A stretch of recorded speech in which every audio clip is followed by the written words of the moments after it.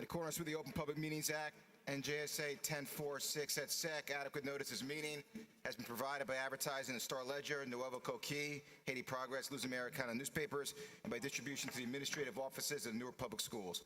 A copy of this meeting notice was forwarded to City Hall for posting. This is a regular advisory board meeting for Tuesday night, November 22nd, 2011.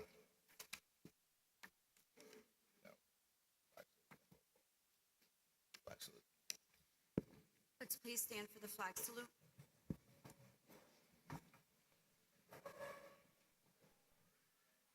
I pledge allegiance to the flag of the United States of America and to the republic for which it stands, one nation, under God, indivisible, with liberty and justice for all.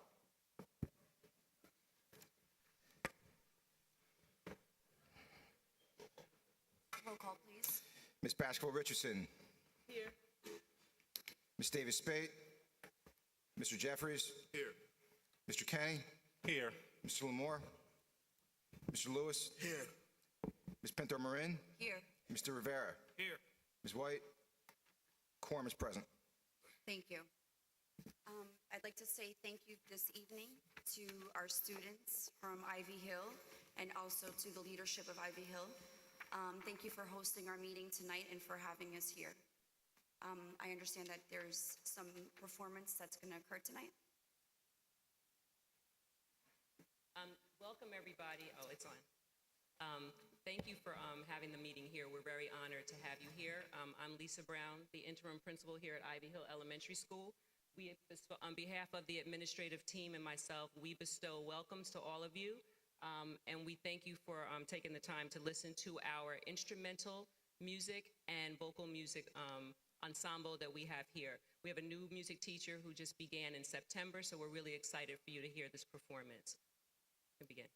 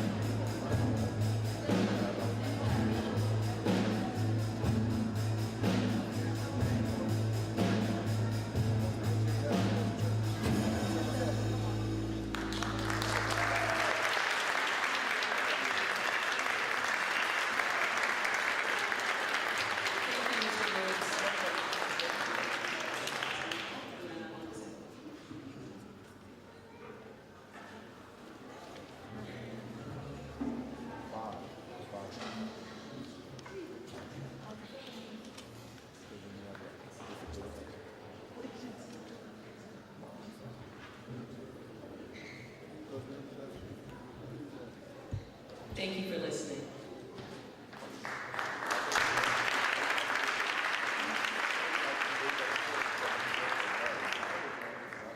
Thank you. If we can move on now through the agenda, item number 5 is the approval of minutes. Before us, we have the approval of minutes for September 20th, 2011 Advisory Board Business Meeting.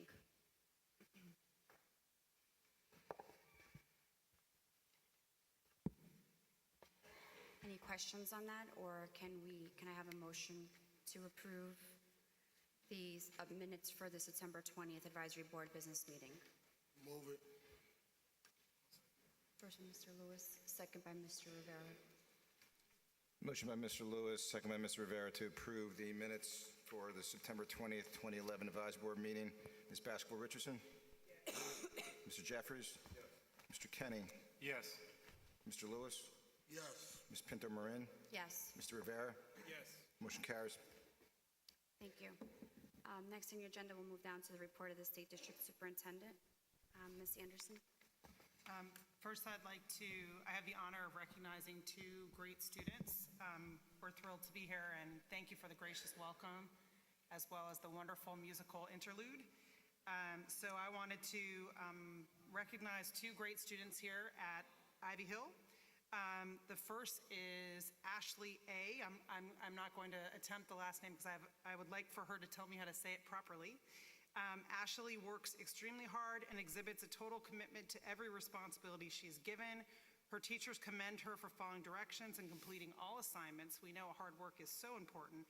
And Ashley was selected as Student of the Month for October 2011.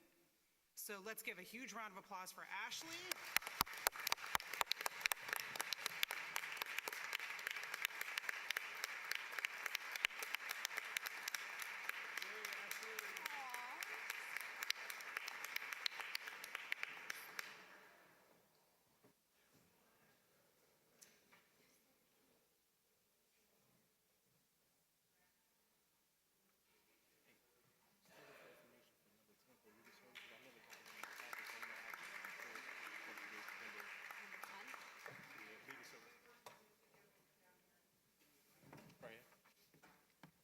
This one?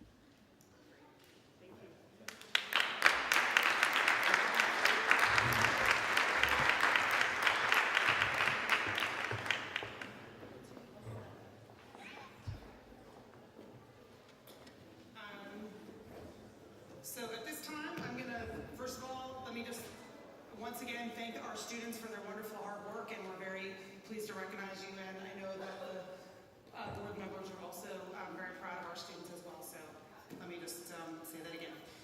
So I'm going to switch gears to the report for this month. Would people like to follow along on the paper, or would you like to go?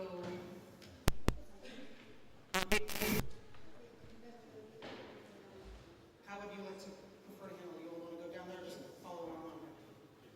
Stay here? Okay. Okay. So we will make sure that we're on the right page. So as everyone knows, based on the Great Expectations document, the strategic plan that was written with input from the community, I pulled out kind of the 5 major areas from that document and try every month to provide some updates based both on the feedback from the board members as well as questions from the community on each of the areas. So I'm not going to review this page, this number 2 page, because it's the same as it's been every time we've met, but just want to remind folks that these are the priorities that were laid out in Page 3. So leadership being one of our key priorities, something that has been raised multiple times by this body as well as various community members. Essentially, they have requested a way for us to ensure that our students have a very clear understanding of where they are towards graduation requirements.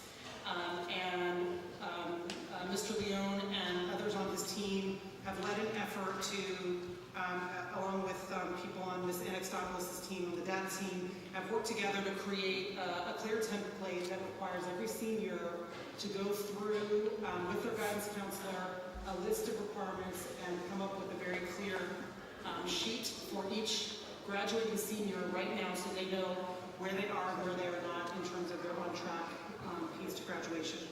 Those reports were electronically then verified and generated this year and included in every senior's progress report this term, so that every family of a high school senior and every student should have a clear printout that shows which requirements they have met and which requirements they still have yet to meet. We think it was a really successful process. It required a lot of work on the part of the schools and our data team to make sure it was electronic so we could actually ensure adherence to that. We also want everyone to know our intention is to do a similar tracker for 9th, 10th, and 11th grade students as well. We prioritize the seniors for obvious reasons, but it's something that we intend to start doing now for the 9th, 10th, and 11th graders for the next monthly period. So the idea is that every high school student by the end of this school year will receive one unified, recognizable report, if you will, that shows them their progress towards graduation requirements. So that's something that we completed this in the last month or so, and something that we wanted to report back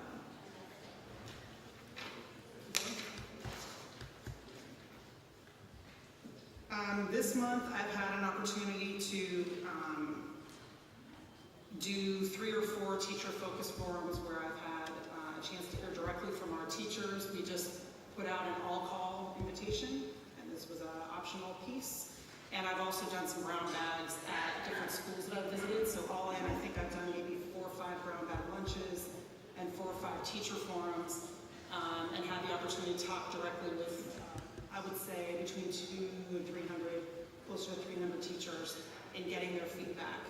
And I've asked them about lots of things, including how effective our evaluations are, how effective they think our curricular tools are. But I've done it in a fairly broad-based way, so I just wanted to share that that's something that has been an ongoing commitment of mine, and I think it's important for me to hear directly from teachers about what's working and what more we can do. On the subject of teacher engagement, also there was a request made for an update on the teacher evaluation pilot, and we are working on improving those materials right now, and we'll be happy to share those at the next meeting. There were a number of new guidelines placed down by the state as well as the federal government on the teacher evaluation pilot that we have taken into account, and we're in the process of revising all of our documents and the feedback from our committees, and we would like to share those updates with the board at the next meeting so that we can be most up to date with the evaluation pilot.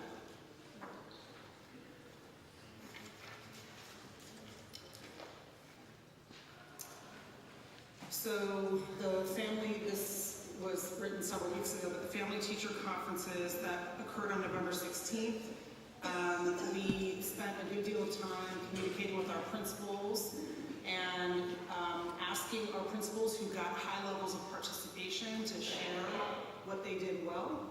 And you see some of the summary of those. We basically went to our school leaders who've been effective at engaging families, and we asked them to share tips with their peers. And then we conducted some workshops and write-ups about that, because my position is that as long as we need to close the gap between schools and families to see better achievement. So here are some tips you see here that we got from the research, but also from our very own principals who have been very effective. So things like making sure some young people may have lots of folks involved in their lives, and it may not be exclusively moms and dads. It could be aunts and uncles and cousins. So that's one recommendation. Having students drive them. Some of the most successful schools actually have students lead those conferences. I'm not sure if anyone as a parent has been involved in ones where the student is actually leading them, but it's very impactful. Making sure there are multiple forms of communication. We should be calling and emailing and snail mailing and doing everything to make sure that families know what those are. That those times should be organized so that families do not end up coming and not being greeted with the proper customer service, if you will, and involving families in the process. So I just wanted people to know that this year we did speak deeply with our principals about the promising practices related to those conferences.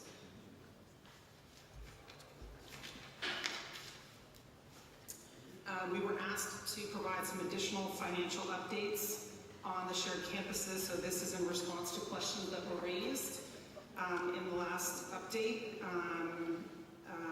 These numbers, I think, have been shared in past meetings, but people asked, so we included them in the deck here.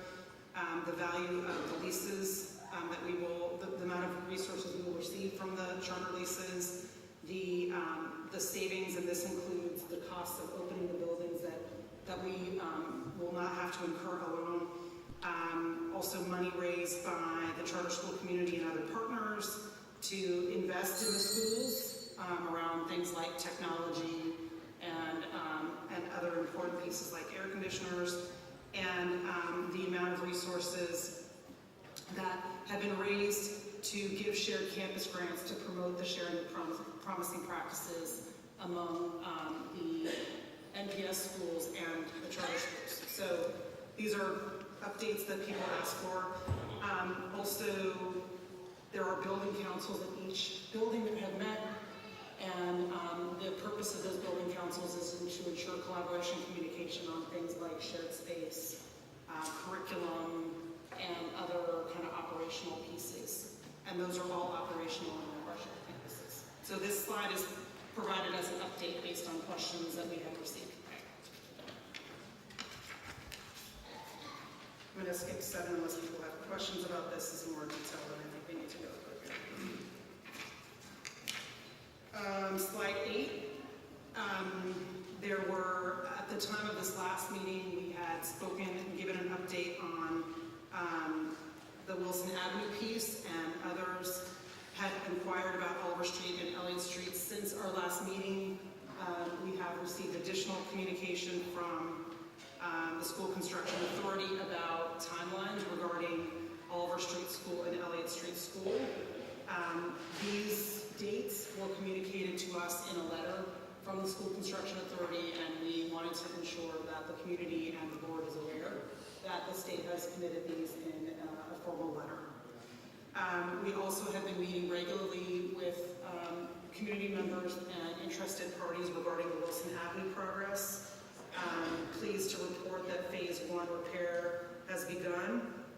We have committed to the families that we will do weekly updates, which we have done, and that we will indicate if we feel we've discovered anything that would put that timeline in jeopardy. As I believe I've shared before, when you start kind of ripping up floors and walls, there are times when you discover things that put you off track. To date, we have not had that happen, and if indeed we discover something that we think will place this timeline in jeopardy, we've committed to sharing that as soon as we discover it. So far, the progress has been good, and so far, not good, we've not discovered anything to lead us to believe that our timeline is going to be jeopardized. If we do discover something, we will communicate that as quickly as we discover it, and that has been our commitment. The School Advisory Board rightly asked for an update regarding safety issues. We've been providing those incident reports, and this is a summary. I do want to point out that it's always difficult when you share this kind of data to understand whether or not this indeed represents an increased amount of incidents, or if it in fact represents an increased vigilance on our part to ensure that incidents are reported. I will tell you that this summer I personally communicated to the principals, which you can feel free to ask around, that if an incident incident occurs and we don't report it, that I feel it is unacceptable, because then we aren't able to follow up and we aren't able to make sure that the proper actions are taken.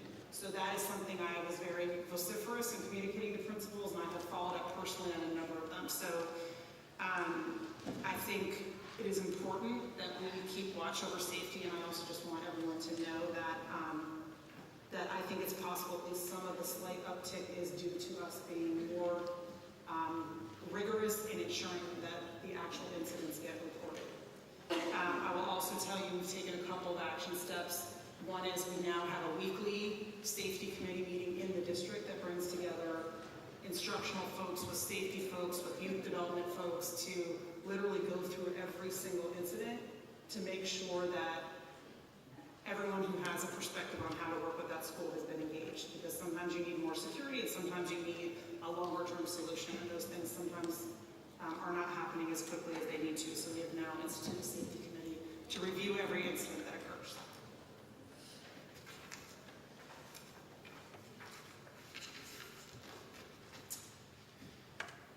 Two points that may require additional discussion.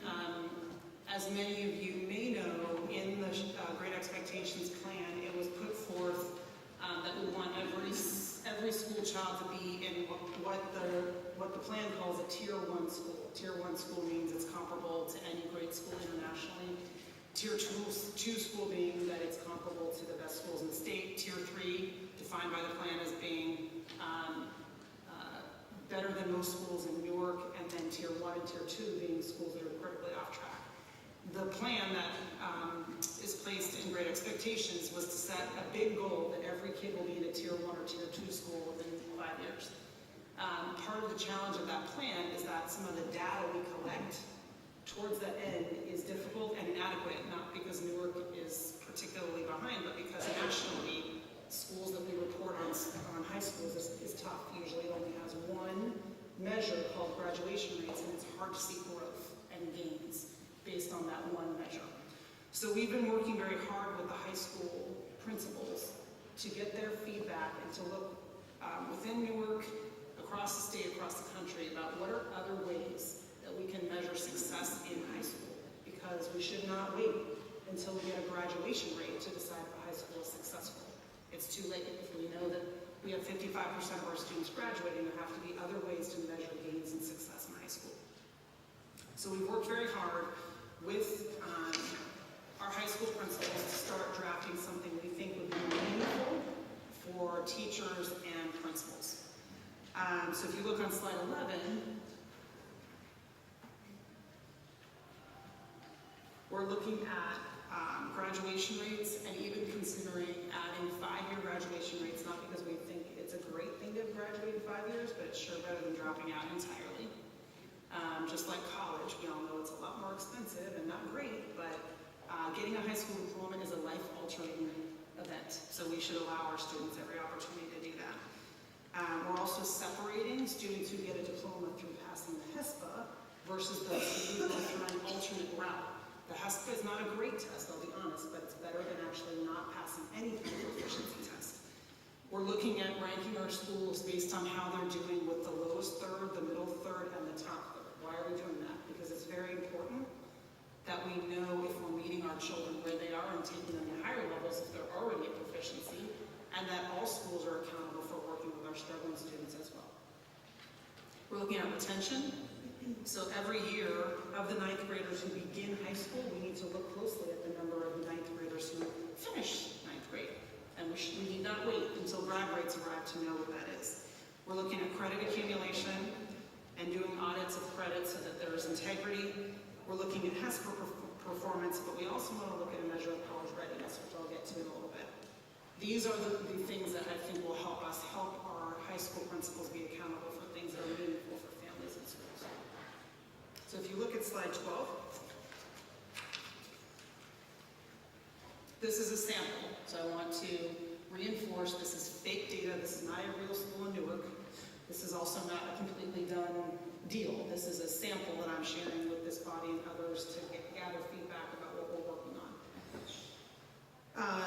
I'm going to leave the ACT for a second, but if you look at the grad rates, just to use that as an example, I want to point out about this chart.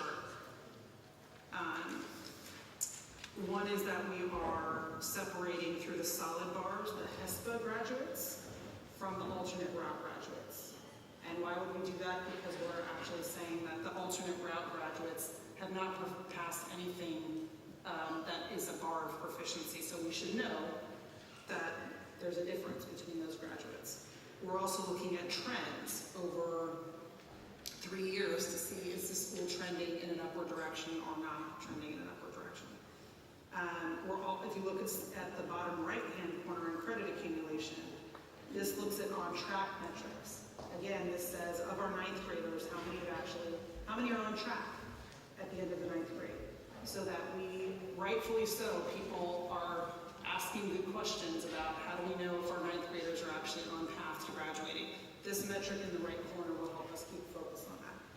You'll see we also ask for the comparison groups to separate screened from non-screened schools, because those schools that screen should be looking at other results from screened schools, not simply all high schools, so that we can start to see who is actually performing more effectively.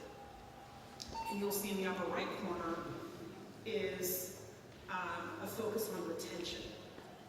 If we lose students in the ninth grade, that's a very, very, very difficult thing. It happens, and we need a way of measuring retention before it gets to graduation rate. So that's what that upper right column is. Before I go into the ACT elements of this, I wanted to pause and see if there are questions or feedback on this particular piece. Whatever you want to go through the whole thing, go back, or you want to do one?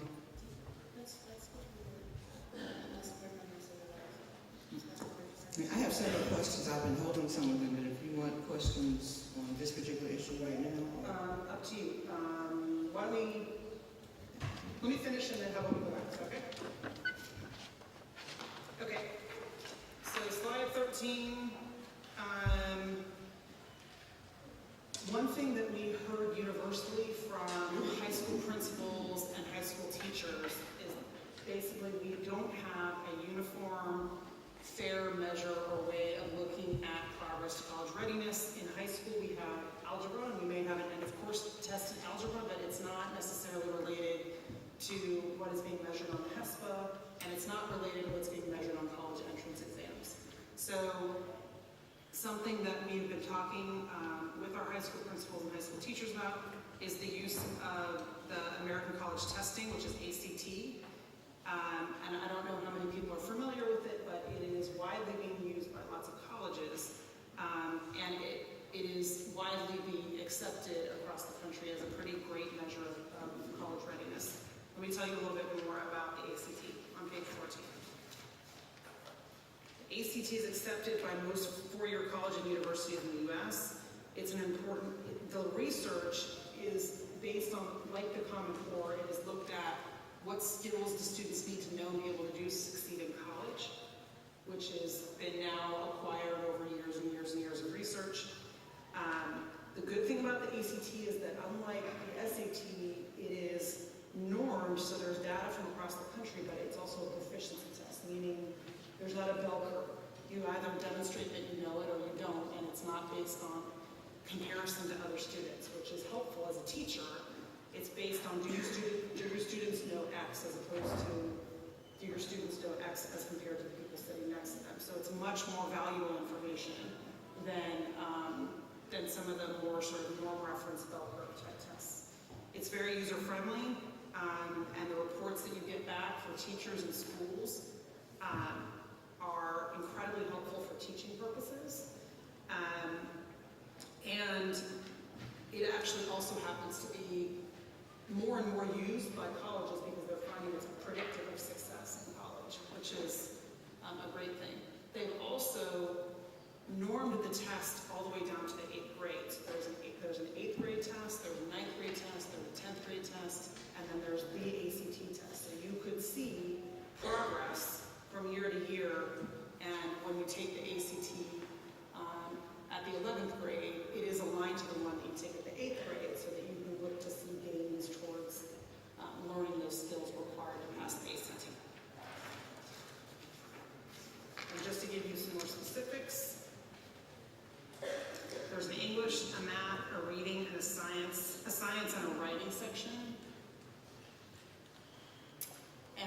each of those sections have very clear skills embedded that students would need to be able to master to succeed in college.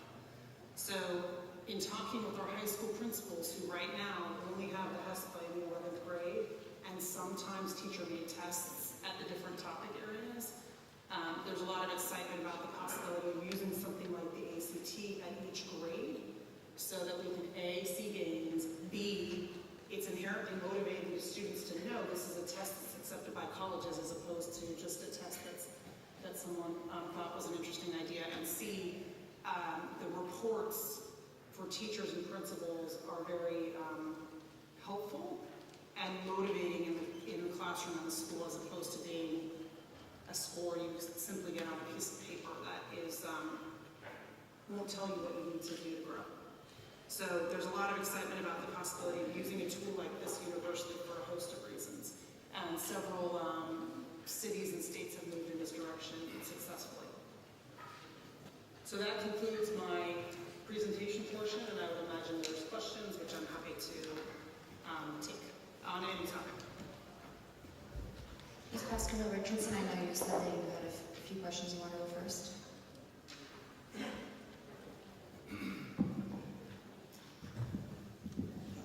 Going back to the grade tracker. Grad tracker. Oh, I'm sorry, the grad tracker. No problem. I understand, and I just want to be sure I understand it clearly. What I thought I heard you say is that the process is in place, it's being implemented now as we speak in the schools. Did you say that there was a deadline for completion, and what was that? Yep, the process for seniors was completed already in time for the school report cards to go out. So every senior should have at least had one meeting with a counselor That's right. at this And they point? should have in their hand Okay. an actual report, which we can provide you if you would like a sample report, so that you, if someone asks you what does the report look like, you can look at it. Okay. We decided to push the pedal on the senior one because we wanted it to go out in the first progress report. But there's time to tweak the reports and the process for the other grades. We wanted to accelerate the one for seniors so that they had it in their hand with their report cards. And as far as we know, they did, and if they didn't, if families haven't received them, then we would want to know that.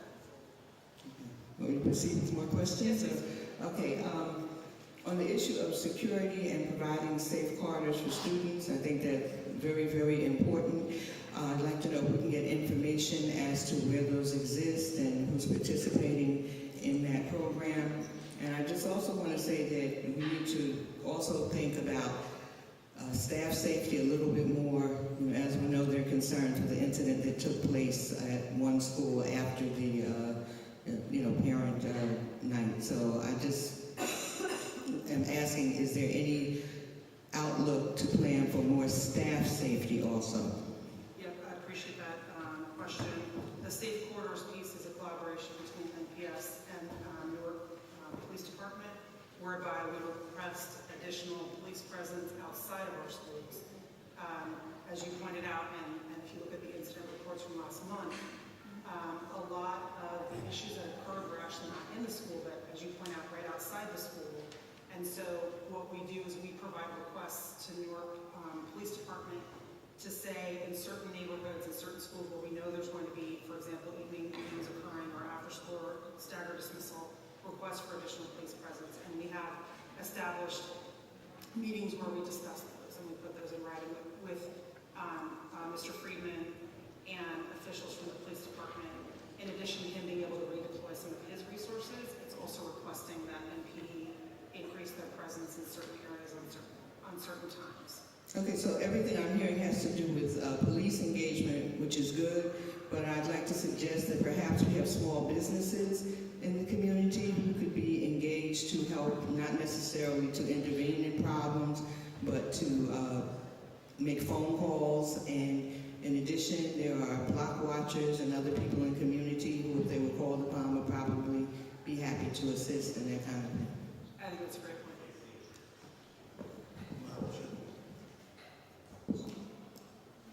Can we keep going?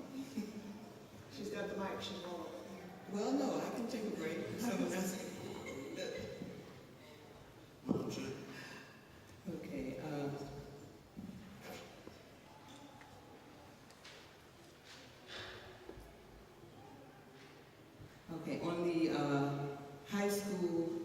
data dashboard, when will we see real data by school? Is that something that we will see this school year? When can we look forward to seeing that? Good question.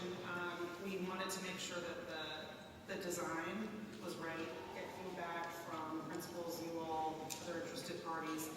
And then some of this is easy to populate because it's existing data and some is not. So yes, the short answer is, our hope is to have baseline data in these high school dashboards by the end of January, with an important caveat that some parts of it, we won't have this year. For example, since we don't have ACT, the upper left corner is ACT, which is not gonna happen this year, that's just illustrative. So we can share with you the full draft, and 2/3 of it is stuff we can do this year, even in January. 1/3 of it is stuff that we're proposing that we don't yet have the data for, but we wanna make sure it's in the mix, if that makes sense. Yes. Next question. On the ACT, who will take it? How often will they take it? And what will it be used for specifically? Will it be used to track students in any way in classes? Will it be used in any way to evaluate or judge teacher performance? For right now, it will be exclusively to establish a baseline across the district so that we all know where our students are on the pathway for college readiness. We're proposing 8th, 9th, 10th, and 11th grade. We're proposing that, based on feedback from the magnet school principals, we're proposing that 8th grade ACT potentially become the universal test to get into the magnet schools, because the magnet schools have said that it's very cumbersome for them to each create their own tests and to score them, especially because they don't know. So it's the one thing that we might use it for this year would be to define a band of students who are eligible for magnet schools, and that's in response to, but that decision has not been made. I'm just saying that that's one proposal. As far as evaluating schools and gains, the ACT can be used as a way of looking to see, is school X advancing college proficiency more than school Y? We're not proposing to use it that way right now, because we would need to gather data, and our proposal this year is to use the ACT data so that schools know where their students are in college readiness and can come up with a plan and move them along. Okay, so are you saying that a school, let's say Arts High, for example, would take the same test as Science High? Would there then be the same cutoff for all magnet schools? No, there would be a band, we're working through the specifics, but there would be a band, if you will, and that wouldn't prevent arts from also having an audition or other pieces. It just means that if you're a student applying to a magnet school, you don't have to take 3 different tests. So that everybody would use the same academic test, but that the band may be different for each school, and that each school may have some other piece that they utilize beyond the academic, that, for example, arts would be a high school piece, but that everybody would be working from the same set of data, so students and families don't have to run around taking different tests. So maybe the application process would be a little bit different for each school? The magnet schools under Mr. Leland's leadership had already started working on a universal application last year. So what would happen is there's one who would use the ACT test, which they had already recommended moving to a universal test. It's just that here we used a nationally known one. Then there would be a universal application, but there would also be an opportunity in parts of that application to address the specifics of that school. For example, the science focus, Roger, did I? And I just have 2 other things, and this is related to co-location, not directly related to your report, but it just kind of brought them to the data on the co-locations, brought it to the forefront of my mind, and that is in terms of next year and what's going to happen. When can we look forward to getting any information on what's being planned for next year in terms of co-locations? That's what, you want both parts? Because this is my last question. Okay, and the other question is that there are problems that are developing within the co-locations, and I would like to know if, I know that each school is supposed to have, that these principals are working together, and, the teams, and, from all reports that come from the administrators, everything seems to be going well. But reports, at least that I get from people I know who teach in the district, and from parents. There's another side to the story, so I would like to know how the administration and how we as a board can open the door so that the concerns of the parents and the concerns of the people teaching in the schools that for whatever reason may not be communicated by administrators can come to your attention and to our attention. So there is an escalation protocol, if you will, just if anyone has challenges with shared campuses. But I'm open to what you think would be most effective. In other words, if someone contacts our office with a concern regarding shared campuses, whether it's to my email account or through our phone, my 334 phone number, then I have 2 people on our team who go and investigate the matter, just like we do if there's a staff concern or anything else, and then it gets escalated if there's no resolution. But if there's another suggestion that you have, I'm open to it. Meaning we've looked into, there have been some that have bubbled to us or been explicitly communicated to us, just like there are staff concerns and other things, and there are certain things we have in place to look into it, get to the bottom of it, resolve the issue, or if there's a serious concern, escalate it further. We have followed that, and some on shared campus and others, but if there's something else we should be doing, I'm certainly open to that. I don't have a suggestion right now, but I think that we can all give it more thought, because I think the worst thing that can happen is for problems to fester in the schools, and then, they blow up and nobody, has had the information. I agree. Does anyone have any, Mr. Jeffries? Thank you. I want to thank the superintendent for this report. Also want to commend the superintendent for the data-focused nature of her report, and also the grad tracker, which I think is very important, given that we had some challenges in the past at the high school level, where we weren't even clear about the number of credits kids need to graduate, the families weren't clear. So I think that initiative is very important. Very happy to hear you're going to expand that past the seniors to all kids in high schools. I had a couple questions. One was about, so very happy to see that the SDA is going to move on Oliver and Elliott. We've been working with the SDA for a long time now. It's heartening to see that they've at least committed, to a construction schedule. And hopefully we'll be able to hold them to that, because there's obviously been a lot of delays over many years for all of our schools they're supposed to build. But it invites the question for me is, do we have any sense about where they are in terms of merger repairs? Because I know we had a long list of merger repairs. We also needed them to move on some of those.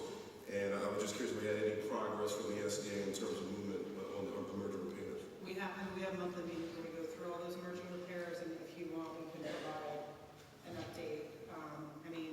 Essentially, since I'm not sure what predated, but since I've been here, we have monthly conversations where we have the list of repairs, and we sit with them and kind of go through an update on each. And some progress quickly and some don't, and we press and push, but we can provide you with an update of that, if that would be helpful. Are you satisfied with, does the SDA seem to be a bit more responsive? Are you satisfied with how they're approaching the merger repairs? I know in the past, we had more rhetoric than movement on those issues. Honestly, I would prefer to respond to that with regard to the specifics, because the answer is in some instances yes, and in some instances no. And so I feel like, we can provide you with that data.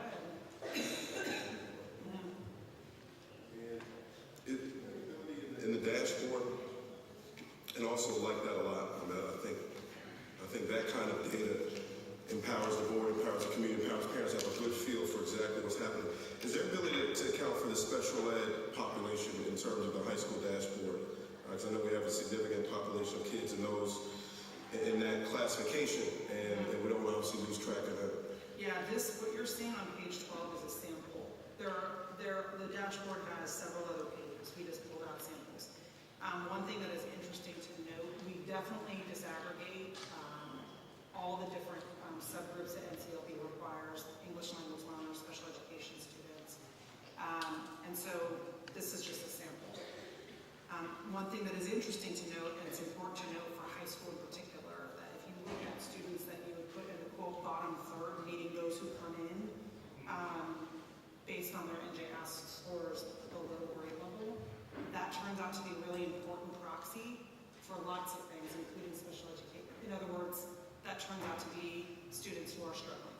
so that's part of what this dashboard will do is separate how schools are doing with, quote, the bottom third, quote, the middle third, quote, the top third. And I use those quotes because I hate for us to ever describe our children as being in intractable buckets, but it is important for us as adults to know how schools are doing with each of those students.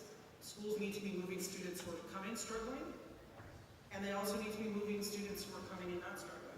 So that's another piece, and it's just important to know that that is one of the metrics we're looking at, in addition to disaggregating some of the traditional subgroups. The last question I have would the ACT be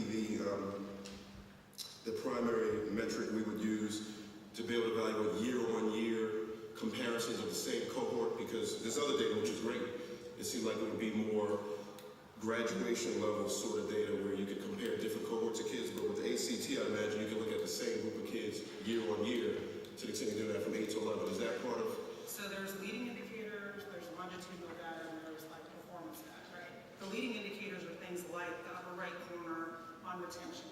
A leading indicator meaning that's the thing that you would expect to, if you retain kids, you would expect to see other performance measures go up. Another leading indicator is attendance. If you see attendance go up, you would expect, right? So some of the pieces in the dashboard are leading indicators. Longitudinal indicators are those that we can see by cohort.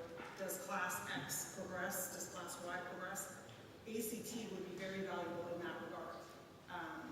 Then there's performance data, which is, one-time data that is critical, meaning what's the grad rate, what's the, that. So, in my opinion, an effective dashboard needs to include pieces of all of those. And the ACT, the reason why the ACT is exciting to high school folks is because it is a rare longitudinal opportunity to see how a young person progresses in their skill development over time. And right now, we have no longitudinal high school data. And again, this is not a Newark problem, right? This is a high school. We have performance data, we don't have longitudinal data. And so this would allow for that kind of, it's very empowering, exciting, because a school then can see a kid comes to me in X and can I help them grow to Y? And that would be new and great for secondary people who are really hungry for that. Now, would that be built into the grad tracker too? Because it seemed like that would be a useful piece for the parent to have that stuff too. Absolutely. I mean, ultimately, if we were to implement this systemically, then we definitely would want to include some information about the ACT scores, which I would argue are so useful, even as compared to things like HESPA, because then you could literally look to see how close or how far your young person is to the college ready marker. And there are a whole bunch of tools that ACT provides to families to help them understand if you wanted to support your child in getting closer to the college ready marker, how could you do that? And we could do all sorts of interesting things on training and support for families about how they can also support their young person meeting that college ready mark. Madam Chair. Just a few questions. I'm gonna work backwards about the ACT. Will this be a way? Will this take away the principal right to choose who they accept into their school? Far as admissions when it comes to the magnet schools? No, I mean, what we're saying about the magnet school process, it will be more centrally managed, but they're not going to have zero input. So I can share a deeper briefing on the magnet school enrollment because I just want to be clear, we have not made all the decisions about magnet school enrollment because we're working with those principals. So I don't want to leave the impression that those decisions have been made, but I can share more details about that. I think they want, because of their own capacity and also for the user friendliness for families, they want it to be more universal, more transparent, because right now it's really tough for families. At the same time, we want to make sure that there's a good matchmaking process so that, obviously a student that's interested in arts, so we're working through all the specifics of that. I can share more of that separately, but I just want everyone to know that that hasn't been completed, that we've been doing that hard work with the magnet school principals, and we can share what we've been working on with them. My concern is that this don't become like a dictatorship from other people telling principals who to accept into their schools and people using political powers to put their children or friends in different schools. a favor for a favor. So that's my only concerns about that. And I agree. I think the whole point of having a universal and centralized process is to make sure that everybody has the same access, and that the access doesn't make you run around trying to figure out, different processes. That's the point. That's the goal. yes. Also, I know this like a dead horse. I think just like a dead horse when it comes to talk about facilities.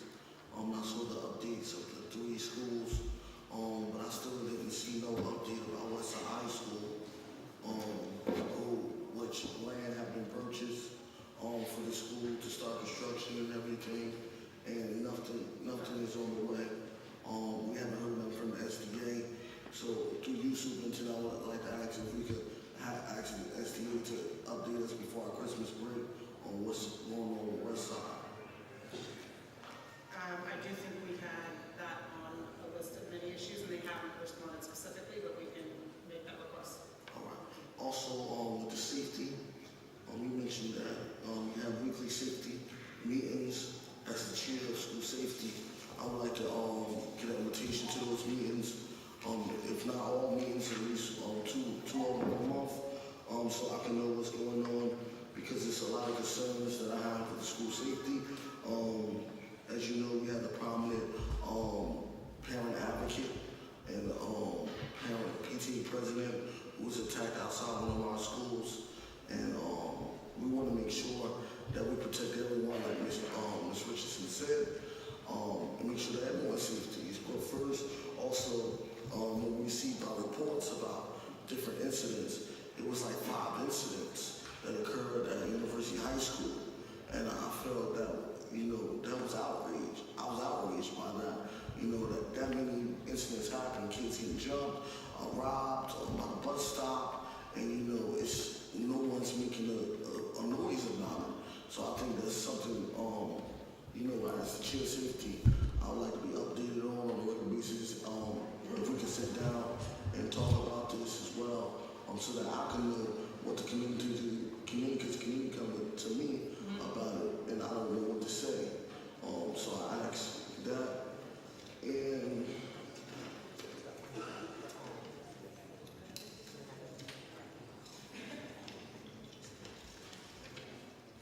that's it for now. Thank you, Mr. Lewis. Mr. Penny, please raise your hand. Sorry.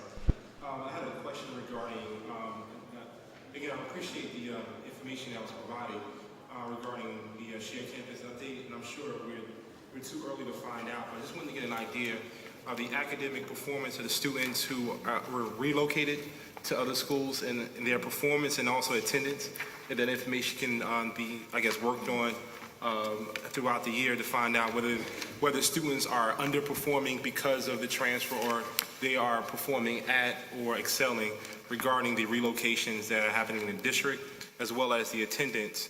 And I guess the second part was actually just received additional information regarding the HESPA and the ACT. We're going to actually have 2 testing formulae, I guess, to determine how students perform, and if any information can be provided to the board regarding how those 2 tests can be used in collaboration and how those districts perform, that'd be greatly appreciated. And I guess the last thing is regarding the universal test that is being implemented in the district regarding the strength of schools versus the strength of students. One of my concerns, and it may be an analysis on where some of our middle schools are, but to get an idea of students who are identified and recruited from select middle schools versus students that are identified and not selected from schools that are not in some of our magnet schools. For instance, last year there was a major concern with one of our magnet schools where we had, I think it was 74 students that were recruited and were accepted into Science High School, while we only had, I think, 7 from the West District in total. And that was one of our major concerns. And before Mr. Outlaw left, he raised a greater concern, is that principals were not aware of the testing that was being used to have their students accepted into the magnet schools if that's what the students decided that they wanted to go into. So just wanted to get an idea whether the principals are made aware this is the new testing formula we're going to use in order for us to use that as one of multiple criterions to get our students into the choice magnet schools as well. So let me answer the last two right now.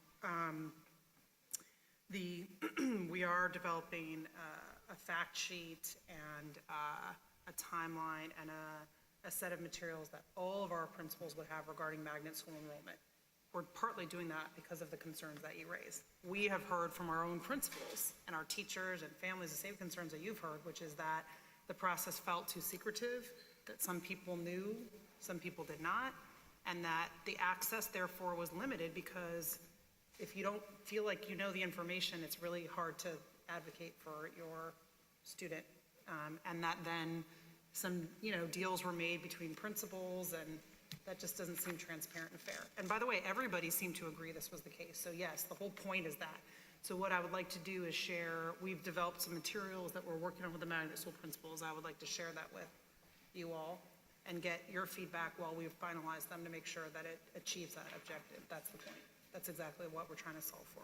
With regard to the HESPA and the ACT, we have done some initial analysis on the alignment, and what I would say is this year we would have the HESPA and the ACT, although I think that people will very quickly see the ACT as a much better assessment, and so if the HESPA tests like this amount of things, the ACT tests a broader, that if you were to progress, without going into all the details and boring everyone, if you were to make significant gains on the ACT, you would not have a problem with the HESPA. I think the state has also been transparent, as have many other states, that it's likely that the HESPA will be replaced by something else anyway in the near future, so it would help us get ahead of that curve.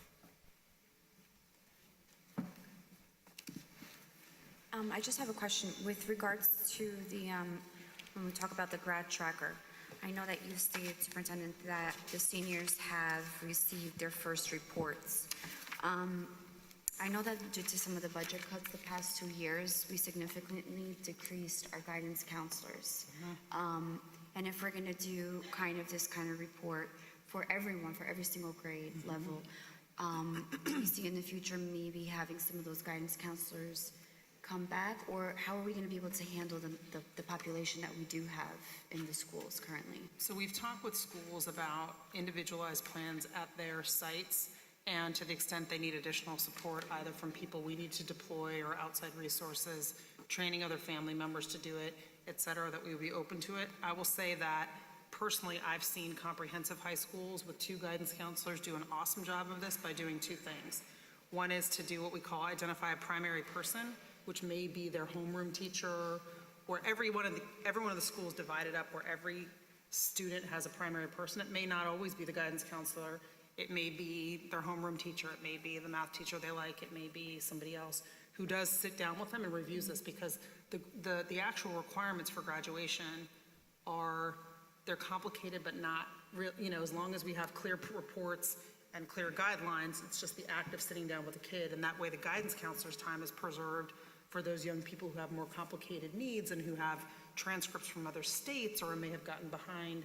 And so I think those are the types of strategies that we have been helping our principals think through, and also to let them know that to the extent they need additional support from us in the form of training, for example, we could train all their primary persons, or I know Roger and his team spent a good deal of time last year doing technical assistance and support.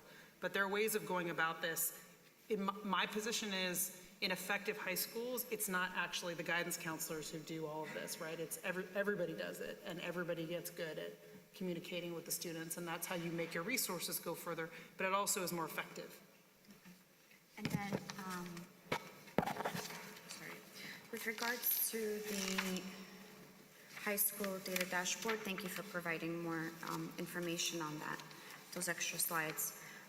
When do you think, because I know right now we're just discussing this and this is something that you want to implement in the future, when do you think we would be able to implement it, or at least maybe go through a first phase where we would do some sort of examples that you would have the information? We're looking to, get a prototype, one that we think is mostly right by, mid-January. By that I mean, right now it has fake data in it, but we want to make sure that the methodology is correct, that the way in which it's presented makes sense. We want to get feedback from you all, from families. We want to get the initial prototype done by middle of January and get them populated with some initial data, although not all of it by the end of January. This year, some of it will be preliminary. This year, some of it will be, not present. I think I've also shared with this body before that we're doing an audit of our graduation rates and data because we need to make sure that we're really counting every kid. And so I think we'll have some of this by the end of January, but we'll require more time to make sure that it's accurate and accurate reflection of schools. Okay. My other question is, I apologize if maybe with regards to the ACT, so does this mean that we're going to be implementing this, I guess, this year, or are we going to wait to do it next year? How are we going to start this or roll this out? We're in the process of talking with our principals, pricing this out. My hope is that definitely this year I want to do it with the 8th graders because anyway we're going to have to pay for a new test for magnet schools, and this is a way of replacing that. If we are able to find the resources, we'd like to get a baseline this school year. But we need to find out what some of the parameters are, the logistics, the price, et cetera. And ideally, we would get a baseline this year in April that would start to help us figure out where we are so we know where we need to go. And what are our 12th graders, because that's usually when they do the HESPA, will they be doing the HESPA this year, you think, or will we jump right into the ACT? This year, the 11th graders would have to take the HESPA and the ACT. Okay. And what would be good about that, even though it's not about, I don't love the idea of testing students a million times, but the thing that would be useful, however, is to see the correlation between how students performed on the HESPA and the ACT, which would be helpful to us and also I think to families to see what the difference is in those two kinds of assessments. One's very much aligned to college level skill and one right now is aligned to what we think high school students should know. It would be very helpful for us as a district to know where are we on both of those and how are those things related to your question. Madam Chair. Mr. Lewis. Madam Superintendent, I know that you said that it's under discussion in ACT for the magnet schools, but I know that most of the magnet schools, they usually start their process by now as far as getting applications in. So I know that they're behind schedule. So when will the final decision be made? Would it be before the holiday? Yep. So that they can prepare to Yes, start and second we're not behind schedule being one of the things that they have shared with us, and they've been very invested and helpful in this, is part of the reason why the process started so early, which I think was not great for families, because some families who, were left behind because they didn't know what the process was because of all the time it took them to score the tests. But the fact that we might be using a test that somebody else scores will put us well ahead of the game. The only reason why they actually left that much time in the past was because they had to write the test, give them, get them, score them themselves, whereas this process will be a lot quicker. So we understand the sense of urgency and we're committed to moving forward quickly. I think before the holiday, I'm 90% sure we can get there before the holidays. But at the same time, I just want you to be assured that the whole process will actually be faster because they've even said to me that the 8 to 10 weeks of it was all the handwriting, the handwritten piece of it that they found inefficient. So we will be on pathway. It'll be faster. And this concern have to do with safety and also with testing. We have a lot of children who are going through certain things in their life right now.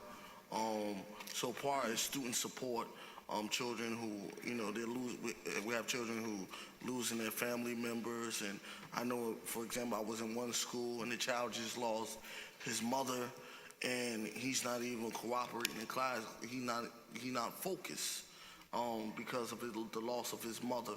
What type of programs are we putting in place for children who's going through trials and tribulations such as that, to make sure that we get them back focused on that academically, and so they can be successful. I mean, I think these are always the challenges we have to be prepared to help our students meet, and there's no one size fits all, but I'll just give you an example from last week that I happen to know about where we were able to get someone from our core team who was a social worker to go and meet with the family, meet with the student, come up with a plan.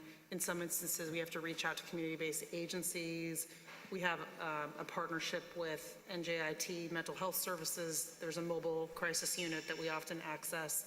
I mean, it depends on the issue, I guess, but my point is we take very seriously our role to help schools meet the needs of our families, and sometimes we meet them directly and sometimes we do it by referral and other resources. So if there is a particular family that you feel our team, our central team needs to help support, we're committed to doing that. Question is, I know some schools in our district have vacancies still in special education. Some need special education teachers, literacy teachers. So it's a sub in that classroom until that spot is filled. Do we have plans on placing people permanently in the positions? What's the plan? Because we don't want, children going a whole year without learning from a person who's certified to teach them the subject in which they are. We can provide you an update on human resources. That is very much the exception. Let me provide you with updated data on that. Mr. Cunning. One last question regarding the ACT. I know that I was talking to our assistant BA, and we were talking about the SAT is administered by the College Board, and the ACT is administered by, I think, it's a new organization. Do we currently, or are we pursuing a contract with them to provide the professional development, the testing, and administrative costs as well? The ACT is a standalone nonprofit organization that thankfully is not owned by anyone, and I say thankfully because sometimes it's more efficient to deal with a standalone nonprofit. They just happen to have developed this great assessment. They do provide a host of things, including PD, coaching, training, support, and right now our biggest focus is just to figure out how much it would cost to do the actual assessment, but certainly we're asking them a whole bunch of questions about the support and training also. But just know they just happen to be a standalone nonprofit in Ohio or something, and they started doing research and development on college readiness over a decade ago, and they just happen to have cornered the market on something that people think is really good.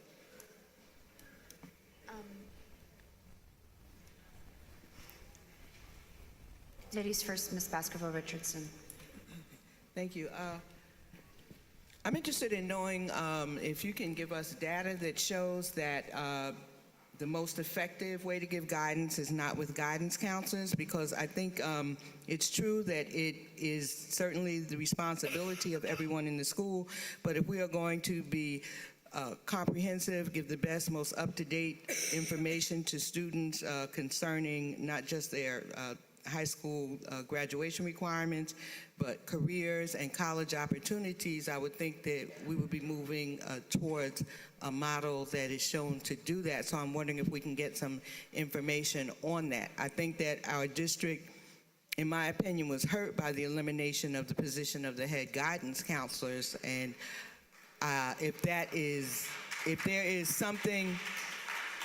if there's another model that you can show that works other than having those guidance counselors, I'd be interested in seeing what that model looks like, or those models, and an idea on how they would be comprehensively implemented in our school system. And I know we're going back a couple of years, but when I was in high school in Newark, there were actually 2 guidance counselors whose responsibilities were only to make sure that every student in Weequahic High School got into college, whether they went or not.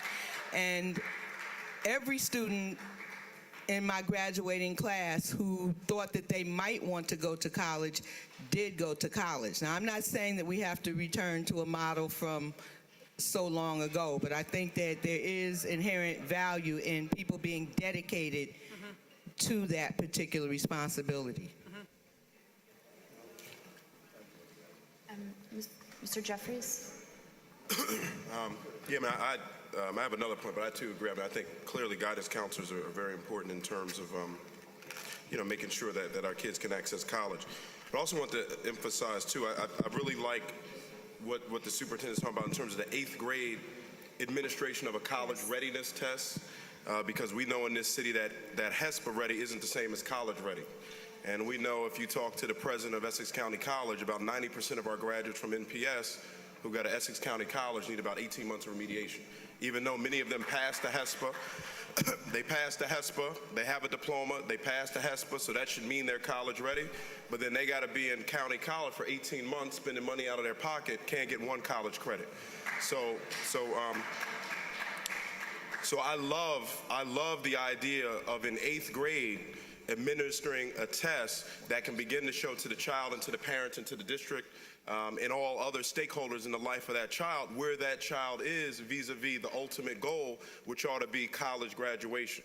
And we don't want to be in a place where we are in many ways now, which is 12th grade, they graduate, got a diploma, passed the HESPA, not college ready. So the idea of doing this at 8th grade, I think, is tremendous, and I really want to commend that. Does anyone else have any questions? I just want to touch base with Mr. Jeffries. I agree. I think that this test, if it's administered the right way, and if it's implemented the right way and processed the right way, I think that is will be great for this district, because it will show us if our children are ready to compete with other districts academically, and it's a track towards showing our children that they are world-class students and that academically ready for prepared to go out into the world. So I want to say if it's implemented correctly, I'll sure like to see this happen. Thank you, Mr. Lewis. No other questions, correct? Okay. Thank you, Superintendent Anderson, for the presentation. If we can move on to parent recognition. Ms. Davis-Spate. Good evening, everyone. Good evening. I would just like to make a recommendation in reference to the agenda. If we can change the parent recognition part before the district superintendent report, because some of our parents have already left and it's already been an hour and a half into the meeting. So if we could just change the agenda. Noted. Let's do that for next month. Okay, thank you. Sorry. Each day throughout the district, hundreds of parents are making a difference in our schools, supporting their children's academic success by volunteering. The Newark Public Schools Advisory Board Community Relations Committee wishes to recognize and express its appreciation to those parents and community members who devote their time, share their talents and resources with children, staff, and administrators to improve the quality of our schools and the lives of our children. Each month, this board will continue to recognize parents, guardians who support our district-wide parental involvement program, consisting of activities focusing on parenting, communicating, volunteering, learning at home, decision-making, and community involvement. Nominated by their child's school administration, we are proud to announce tonight's award recipients. East Central Region, Arvada Woody Central High School.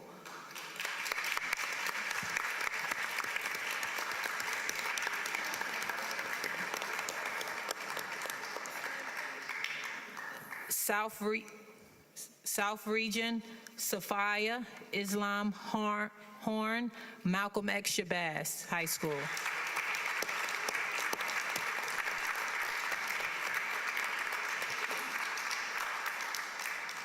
West Region, Josie Gallagher's Ivy Hill School.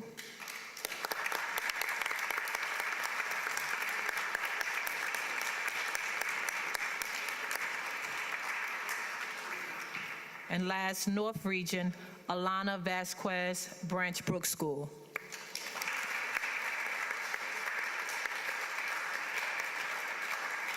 Thank you.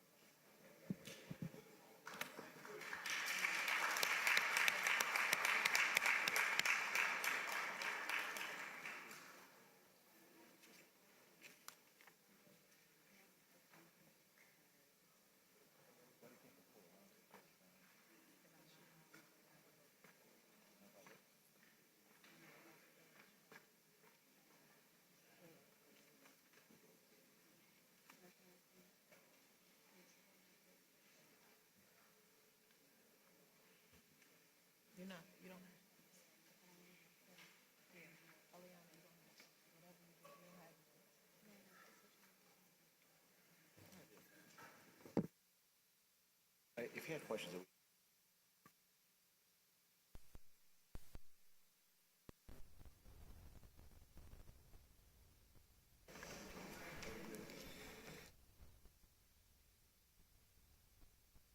Okay. Next on our agenda is the voting portion, and we'll move on to the academic services. This will be the approval of the resolution for in-state and out-of-state student trips. Move it. Motion for approval by Mr. Lewis. Can I have a second on that? Mr. Rivera, thank you. Roll call. This is a motion to vote on the academic services resolution for approval of in-state, out-of-state trips, moved by Mr. Lewis, second by Mr. Rivera. Ms. Bashkul Richardson. Yes. Ms. Davis Spade. Yes. Mr. Jeffries. Yes. Mr. Kenny. Yes. Mr. Lewis. Yes. Ms. Pinto Marin. Yes. Mr. Rivera. Yes. Motion carries. Okay, now with regards to finance, Madam Chair, Mr. Lewis. I have a question for item 12, P2, the vacuum cleaners. How many schools will this company be servicing for $58,000?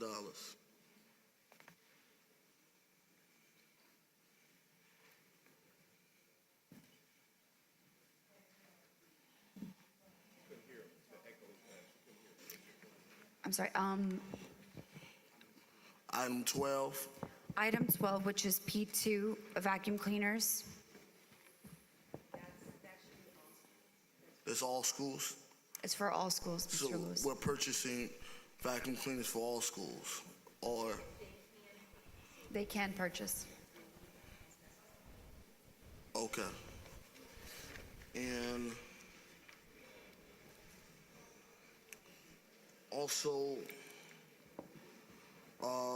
the custodian supplies, Is that number 15, P5, Mr. Lewis?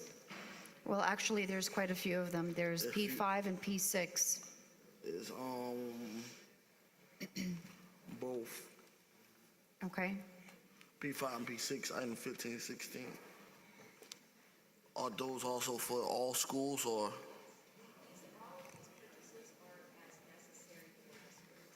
So it's just if necessary, so the schools don't have to purchase them, but we're saying to the companies, as long as they don't go over this amount? Yes. These are so that we have this on hand as we need them. Okay. Okay. So that means we're gonna actually spend the money? It depends, Mr. Lewis. Okay. All right. Okay, that's it? Yeah. Before, I would like to take this as a package, however, I would like to remove item number 10. 10, which is legal services. So can I have a motion to remove item number 10 from the package? There seems to be still some underlying questions. Move it. So can we Second. table it? Second? Okay. Okay. Can I have a motion to table? This is a motion to table item number 10, moved by Mr. Lewis, second by Mr. Kenny. All in favor? Aye. Aye. Any opposed? Any abstentions? Motion carries. Okay. Madam Chair. So now, Mr. Lewis. Also, the correction action plan for First Step Services. Can the administration explain to us about this? Okay, Item this- 6. Item 6, a corrective action plan, First Step Services. As you recall, the past, actually since last year, we've been doing our own audits on some of our preschools or preschools. So this is a corrective action plan that's, pretty much have been in the packet the past couple of months, and we're going through all of our preschools that get Okay. funding, okay? Okay, I know I saw it before, so that's why I just wanted to make Okay. sure. This is even where the question came in about fingerprinting the employees Yeah. and making sure that everything is up to par. Okay, I just Okay. want to make sure. Thank you. Okay. Any further questions with regards to, yes? Mr. We Jeffries. just weren't clear for number 10. Did we move to vote separately on that, or we move to table? There was a motion to table. Table it. Oh, okay. I think you may have thought it was to separate. Okay, I no, personally have no I issue with apologize. it. It's to table it Okay. until next Do month. you need to revote? Well, I just have a question. Is that consistent with the district schedule for moving this? Does that tabling affect anything, or is it immaterial if we table it? My understanding is for labor negotiations, and I think the district was trying to push that.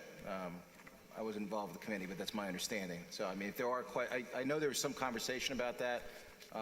We can discuss this further. No, my question is just simple. Does the tabling affect is there any cost to tabling it? Because if there's a high cost, then maybe we need to think it through. If there's no serious cost, then, okay.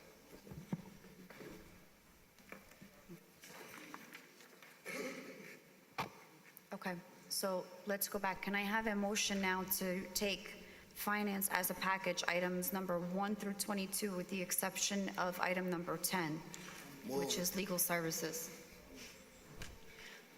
Mr. Rivera, and second by Mr. Lewis. Okay, so motion to take finance items 1 through 9 and 11 through 22 as a package. Mr. Rivera move in and Mr. Lewis second. All in favor? Aye. Aye. Any opposed? No. Any abstentions? No. Motion to vote on those items. Motion to vote on those items. Sorry, motion to vote on the items. Okay, now this is a motion to actually vote on items 1 through 9 and 11 through 22. Mover? Ms. Davis-Bate, and second by Mr. Jeffries. This is a motion to vote on finance items 1 through 9 and 11 through 22. Ms. Baskerville-Richardson? Yes. Ms. Davis-Spate? Yes. Mr. Jeffries? Yes. Mr. Kenny? Yes. Mr. Lewis? Yes. Ms. Pinto-Marin? Yes. Mr. Rivera? Yes. Motion carries.